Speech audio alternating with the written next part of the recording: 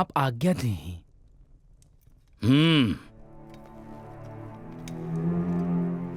धृतराष्ट्र महाराज, आपके सहोदर के पुत्र के राजनीति के कुशल वीर धर्मराज के ए विशाल कुरु महासाम्राज्य के युवराज बनावे खातिर ई सभाध्यक्ष के नाते हम प्रतिवादन करतानी।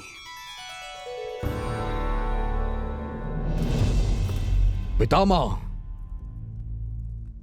हम ई प्रतिपादन के अस्वीकार करतानी। पांडव पक्षपात वाला बुद्धि के निंदा करतानी।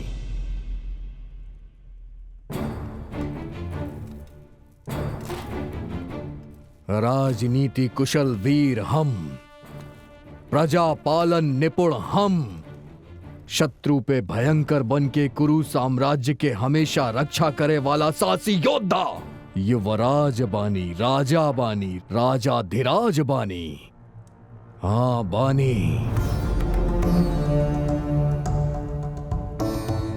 और केहू के ना हम होखे देव और ना ही केहू हुई। अरे सुयोधन, ज्येष्ठ गुरुजन के आज्ञा सुनल सीख ला तू। तोहार चरित्र का हमनी के ना जाने नी। एक माता पिता अनेक, ऐसा ऊंचा चरित्र वाला हमके नीति सिखाई। तोहर चरित्र का सामान्य प्रतीत हो खिला। विधवा के जन्मल सूत बाड़ा ना तू लोग। नहीं, कौरव का विधवा के जनल पुत्र बाड़न। सुयोधन, शांत हो जा। तोहार माता गांधारी देवी विवाह के पहले ही विधवा हो गई रहन। हमार माता कहत रहली। माँ, तोहार माता श्री अंधा हो गई बिया। तोहार दादा गंधार नरेश तोहार माँ के होठ के बंद कर देले बाणे। उनकरा से ही जाके जान ला अपन जन्म के इतिहास के छिपल रहस्य।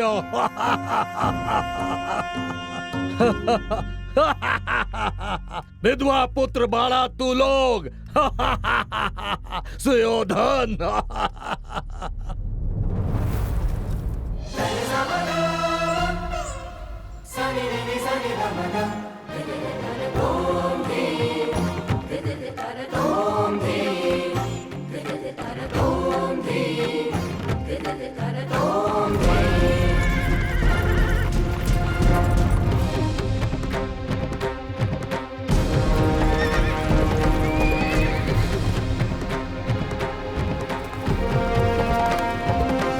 रोका ही सब।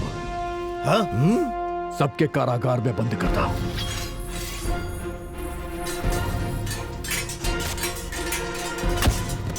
इसका नाना का लेना है।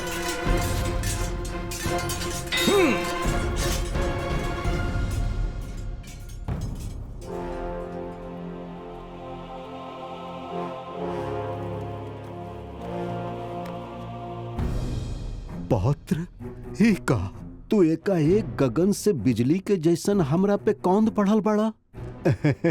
नाना जी के साथे ई परिहास त ना है ना। एकरा परिहास ना समझा नाना, सच कहा।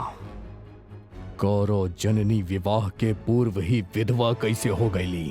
बतावा बतावा। बतावा तनी।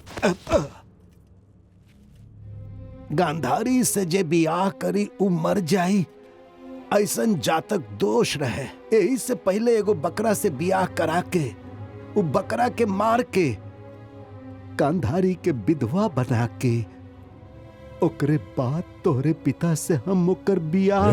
कुटिल नीच, हमार माता के बकरा से बियाह करवा के हमार वंश के अप्रतिष्ठ करे वाला तहार वंश भी निर्वंश होके के चाहिए, और वो भी विचित्र विधि से।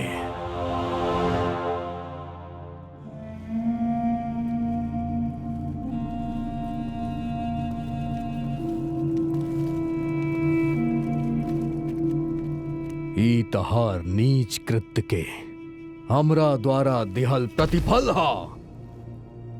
स्वाभिमान से जीवन यापन करे वाला के हम, निष्कलंक चरित्र वाला, अपना ही धर्म पे चले वाला ऐसन कुरु कुमार के वंश पे कालिख पोते वाला आपके हमरा ओर से दंड, हाँ? किंतु ऊ दंड नहीं खे, धर्म सूत्र हा। मृत्यु असंभव होके जियल दुश्वार करके तू सबके हर दिन एक एक दाना खाके मनोव्यथा सहन करके नाश होके के चाहिए। ई पाताल को तू लोग के खातिर मृत्यु को बन जाई।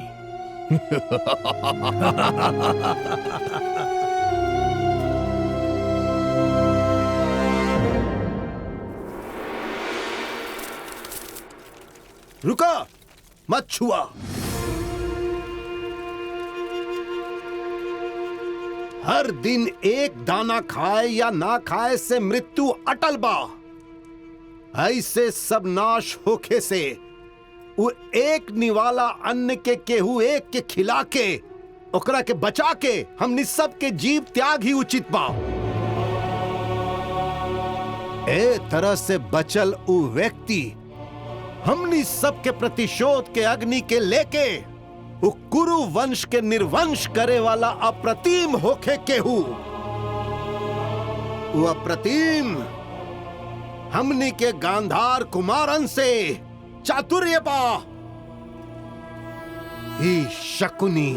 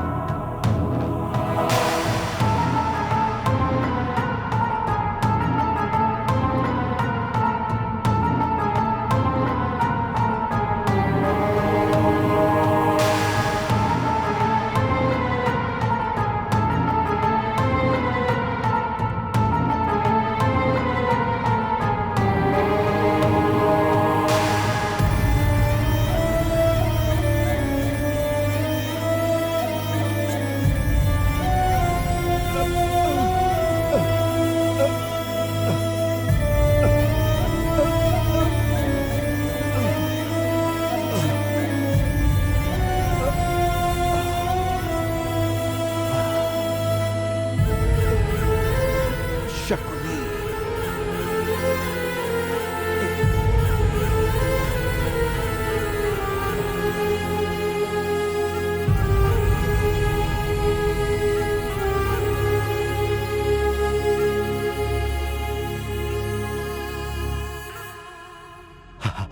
सांस के डोर के छूटे के इस समय गांधार राज्य के प्रतिशोध खातिर एगो वचन दा।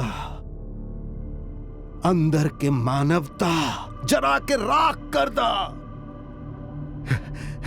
इतन के शव के मांस खाके तू और हमार मेरू के हड्डी से बना के पासा कुरु वंश के निर्वंश करके गांधार राज्य के प्रतिशोध के तू पूरा करबा। वचंदा वचंदा वचंदा वचंदा प्रतिशोध प्रतिशोध प्रतिशोध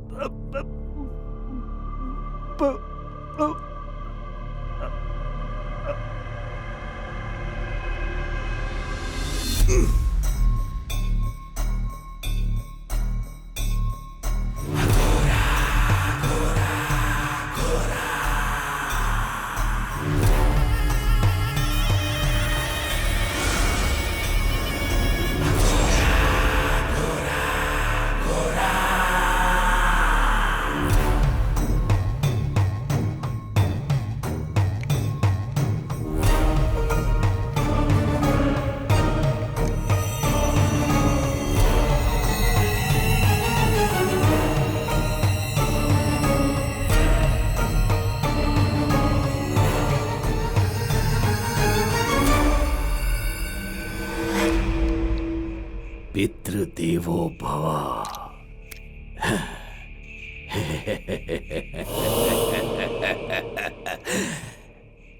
एक, तीन।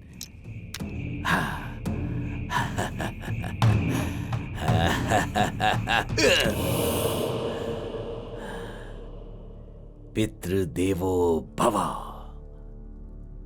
विश्रांत विस्तार यशो विशाल विराजित भूमंडल में कीर्ति प्रताप से प्रसिद्ध 21 श्यामल चारों दिशा से मृग खग से भरल सहस्त्र गांव से विस्तारित ई गांधार देश के सत सहोदर अनुशक्ति नाम के ई मनुष्य निष्काम निडर निष्पक्ष होके सतत समुद्र संगीत साहित्य के उत्सव मनावे वाला बुद्धिजीवी के स्वर्ग भूमि ये गांधार देश के युवराज शकुनी इस क्षण से कुटिल कुत्सित कुबुद्धि से कुरुकुल संघार के क्रूर काम करके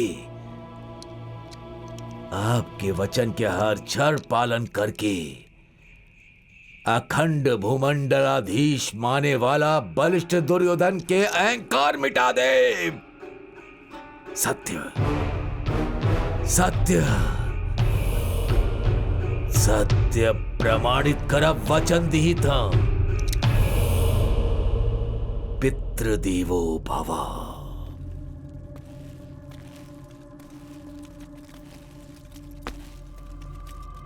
शकुनी,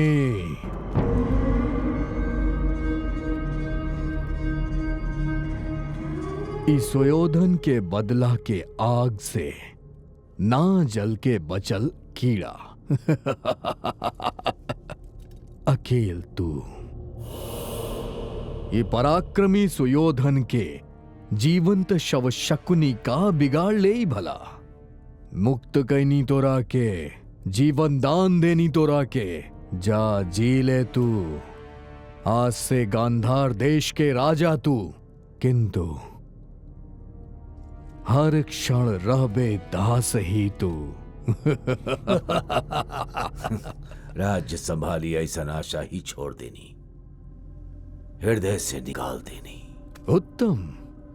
दुशासन, हाँ अग्रज। मामा श्री के राज सत्कार के साथ ले आवा।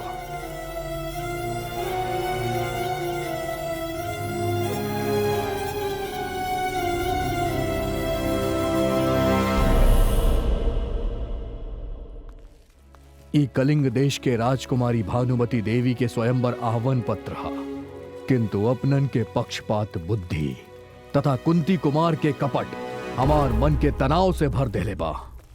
ए तनाव से भरल मन के उल्लास देवे खातिर ही भानुमति के स्वयंवर रचल जा रहा बा। सुयोधन जैसन राज श्रेष्ठ खातिर ही बनल बिया ई राजकुमारी। भांजे नवग्रह के गणित भी इहे कह रहल बा। राशि गणकूप जातक फल भी भानुमति देवी के साथ तोहार जोड़ी दर्शावत बा। उत्तम मामा, आप तक खाली नाम के बानी मामा। हमके पानी ग्रहण करावे वाला मामा कलिंग देश में प्रतीक्षारत बानी। अवश्यम भावी, चला भांजे।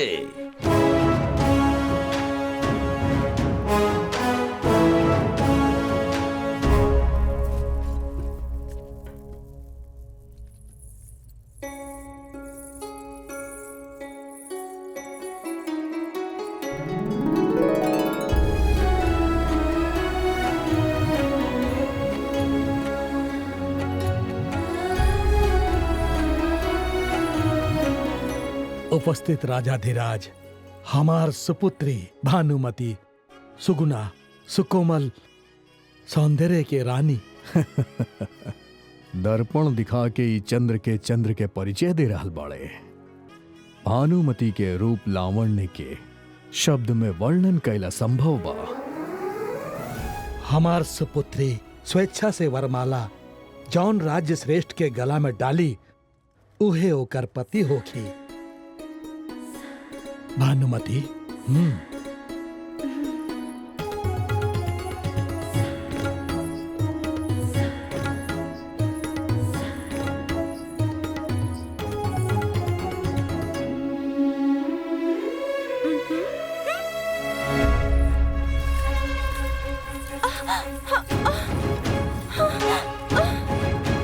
सुयोधन, ये अत्याचार हा तोहार। यहाँ उपस्थित राज्य श्रेष्ठ खातिर ये देख के चुप बैठल मुश्किल बा। चुप बैठे के ही पड़ी महाराज। यहाँ सुयोधन सार्वभौम के अंगरक्षक खड़ा बा, कर्ण।